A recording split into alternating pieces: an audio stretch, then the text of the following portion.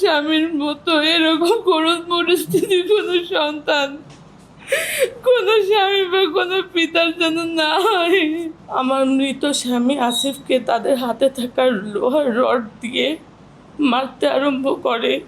আমি বারবার সেনা সদস্যদের কাছে হাত জোর করে কান্নাকাটি করে অনুরোধ করছিলাম, কিন্তু তাতেও তাদের মন গলেনি।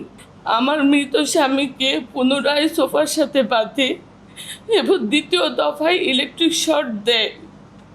পরে হ্যান্ডকাপ পরিয়ে বাইরে নিয়ে আবার মারধর করে, যা সিসিটিভি ফুটেজে দৃশ্যমান, আপনারা দেখছেন। এই যে গাঞ্জা আকবর আমার স্বামীর লাইফটা হেল্প করে রাখছিল। মূলত শাহালি থানার বর্তমান ওসি শরীফুল ইসলাম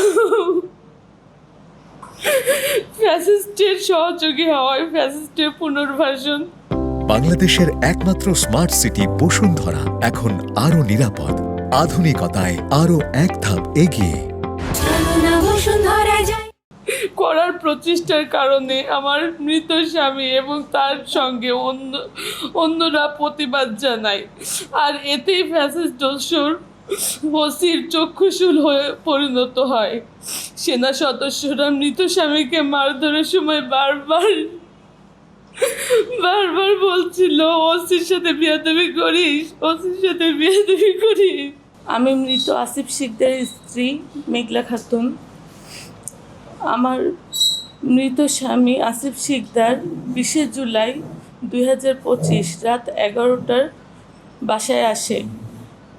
21 জুলাই 2025 ইংরেজি তারিখে আনুমানিক রাত 2:30 ঘটিকায় যৌথ বাহিনী আমাদের বাসায় ঢুকে প্রথমে আমার শাশুড়ি মা ও আমাকে অস্ত্র তাক করে বলে যে চিৎকার করতে দিবে না, নতুবা আমাদেরকে গুলি করবে।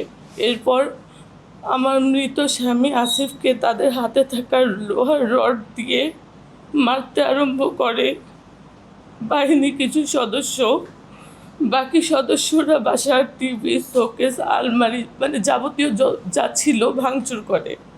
আলমারি থেকে নগদ 2 লক্ষ টাকা, 1.5 ভরির স্বর্ণের চেন, আংটি, এবারে অনেক কিছু ছিল যেগুলো এখানে উল্লেখ করা হয়নি। তারা আমার মৃত স্বামীকে নির্যাতনের এক পর্যায়ে রুমে থাকা সোফার সাথে বাঁধে। পরবর্তীতে বাহিনীর সদস্যরা তাদের সাথে নিয়ে আসা বাক্স জাতীয় কিছু একটা থেকে তার বের করে আমার মৃত স্বামীর পায়ে ইলেকট্রিক শক দেয়। এরপর বাহিনীর সদস্যরা আমার মৃত স্বামীকে দিয়ে অস্ত্রের পিছনে থাকা অংশ দিয়ে আমার মৃত স্বামীর 2 হাতের আঙুলগুলোতে এবং পায়ের গোড়ালিতে বেশ কয়েকবার আঘাত করে। আমি বারবার সেনা সদস্যদের কাছে হাত জোর করে কান্নাকাটি করে অনুরোধ করছিলাম, কিন্তু তাতেও তাদের মন গলেনি। আমার মৃত স্বামীকে পুনরায় সোফার সাথে বাঁধে এবং দ্বিতীয় দফায় ইলেকট্রিক শর্ট দেয়। পরে হ্যান্ডকাপ পরিয়ে বাইরে নিয়ে আবার মারধর করে, যা সিসিটিভি ফুটেজে দৃশ্যমান, আপনারা দেখছেন। পরবর্তীতে আমরা সেনা ক্যাম্পে গেলে জানানো হয় আমার মৃত স্বামীকে শাহালি থানা হস্তান্তর করা হয়েছে।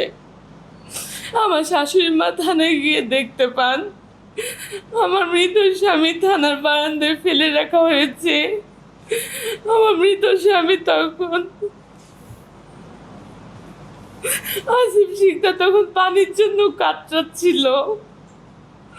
পানি দিতে গেলে শাহালি থানার ওসি আমার শাশুড়ি মাকে অকথ্য ভাষায় গালিগালাজ করেন। তাকে আমার মৃত স্বামীর কাছে যেতে দেওয়া হয় নাই। পরবর্তীতে আমার মৃত স্বামীর অবস্থা আরো অবনতি হলে তড়িঘড়ি করে গাড়িতে তুলে হাসপাতালে নিয়ে যায় পুলিশ।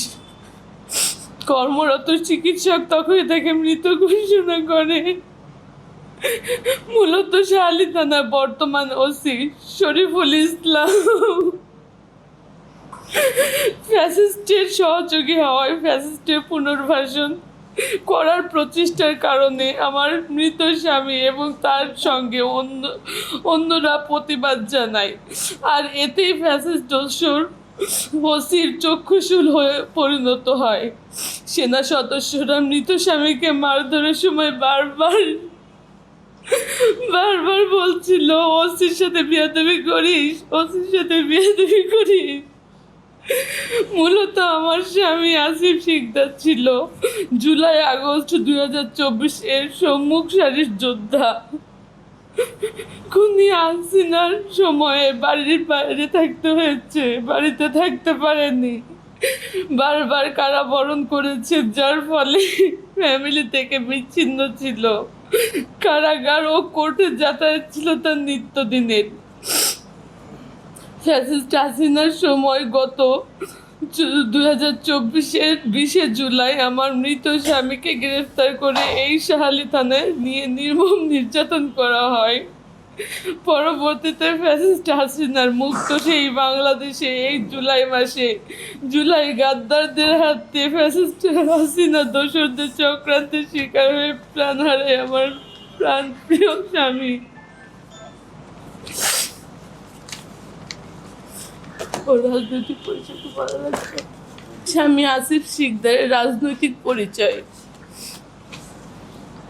আসিফ শিকদার শাহালি থানা ছাত্র দলের প্রতিষ্ঠাকালীন সাবেক সদস্য এবং 93 নং ওয়ার্ড ছাত্র দলের সাবেক সদস্য সচিব।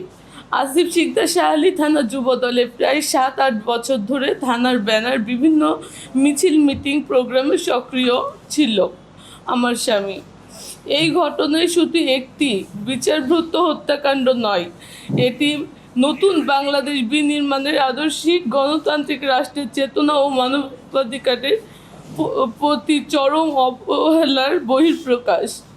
ফ্যাসিস্ট বিরোধী আন্দোলনে অকুতোভয় যোদ্ধা যুবদল নেতা আমার স্বামী আসিফ শিকদারকে আমার বৃদ্ধ শাশুড়ি মা এবং আমার সন্তানের সামনে নির্মমভাবে পিটিয়ে নিরাপত্তা হেফাজতে ইলেকট্রিক শর্ট দিয়ে নির্যাতনের মাধ্যমে যৌথ বাহিনী হেফাজতে মৃত্যুর ঘটনা ঘটেছে।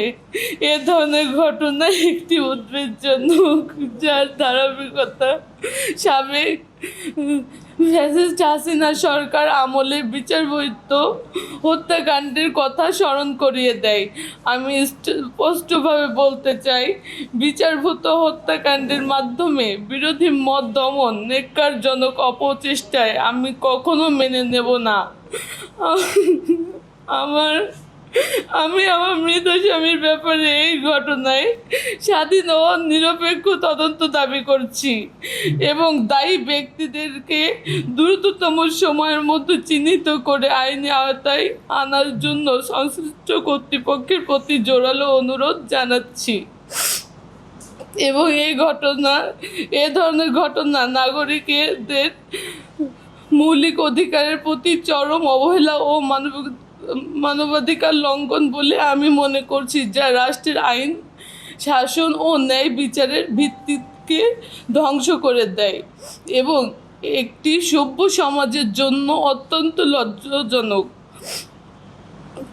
আমি সরকার ও সংশ্লিষ্ট কর্তৃপক্ষের কাছে কঠোর ভাষায় সতর্কতা বার্তা দিচ্ছি, এই নতুন বাংলাদেশের যেন আইনশৃঙ্খলা বাহিনী হেফাজতে থাকা প্রতিটি ব্যক্তির নিরাপত্তা ও মৌলিক অধিকার নিশ্চিত করা হয় এবং আমার স্বামীর মতো এরকম করুণ পরিস্থিতির কোনো সন্তান, কোনো স্বামী বা কোনো পিতার যেন না হয়।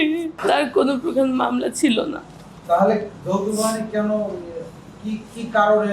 আপনাদের হাতে হয়তো কাগজটা আছে, আপনারা দেখছেন যে আমি এখানে বলছি যে ওই ওসির সাথে বিয়াদবি করিস, ওসির সাথে বিয়াদবি করিস, কারণ ওটাই কথাই বলছি।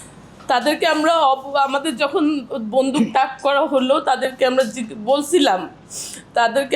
বলছিলাম যে স্যার আপনারা কেন আসছেন, একটু কি বলবেন?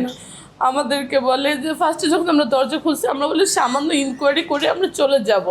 আমরা সেই একটা বিশ্বাস নিয়ে দরজাটা খুলছিলাম যে ইনকোয়ারি তো করতেই পারে, যে কোনো কারণে ইনকোয়ারি করতে পারে।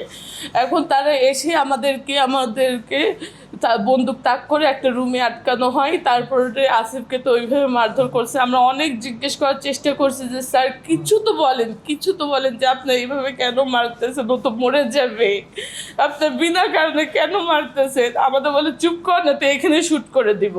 হ্যাঁ, এই যে 5 তারিখে যখন সরকার যখন পতন হয় সেই সময় আমার স্বামীকে বের হলে পরে তাকে এইভাবে ফুলের সংবর্ধনা জানানো হচ্ছে। আর এই মানুষটা, এই যে গাঞ্জা আকবর আমার স্বামীর লাইফটা হেল্প করে রাখছিল। আমার স্বামীকে বিভিন্ন সময় তাকে উস্কানো হতো। হ্যাঁ, রাজা আকবর কেন উনি কি উনি গাঞ্জার ব্যবসা করে বিধায়, মানে আকবর নামে তো অনেকেই থাকে, আপনার হয়তো চিনতে পারবেন না, কিন্তু একটা ট্যাগ নাম থাকলে হয়তো চিনতে পারবেন খুব সহজেই। ওনার সাথে কি বিরোধ ছিল? তাদের সাথে মানে আসিফকে রাজনীতি নিয়ে তারপর আসিফকে উনি উস্কাচ্ছিল যে তুমি এইসব ব্যবসায় আসো, তুমি এইসব করো। আসিফ তাতে কখনো রাজি হয় নাই, যার কারণে আসিফের প্রতি একটা প্রতিহিংসা। তখন আসিফ তাদের ছেড়ে আলাদা চলে আসলো। এই হত্যাকাণ্ডের মূল কাকে দায়ী করেন আপনারা? আমরা মূল যদি বলেন তো আমরা তো কয়েকজনের নাম উল্লেখ করেই দিচ্ছি, ঠিক আছে। এখানে মূল বলে আর কোনো কথা নেই। আমরা মূল যাদেরকে ধরছি, যাদের নাম আপনাদের কাছে অলরেডি আছে, তাদেরকেই।